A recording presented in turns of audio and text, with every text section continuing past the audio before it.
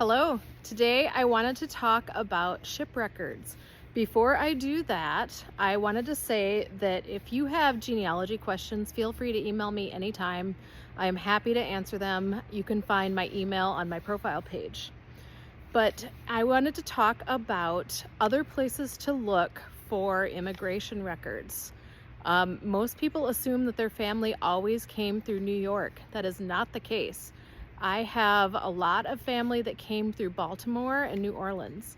I am at August Shell Brewing in New Ulm, Minnesota, and I was kind of inspired to do this video because August Shell came over in the 1850s. Actually, no, that's wrong. He came over in 1848, and he came from Germany to New Orleans and then made his way up into Ohio by riverboat. So do not assume that everybody came through New York.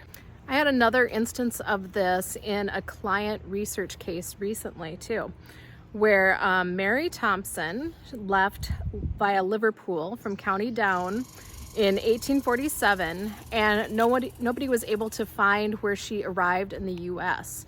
I found it, and she actually came through New Orleans that early and then went by riverboat up to Dubuque, where she next showed up in the 1850 census. On that record, you can see that her sister Margaret, who was 15 years old, died en route to the US. Sometimes that's the only record you can find of people who died on the way. If you can't find records in their original country, that might be the only proof you have of their existence. You can see 15 people on that page died in transit to the US, and they are marked with a check mark on there too.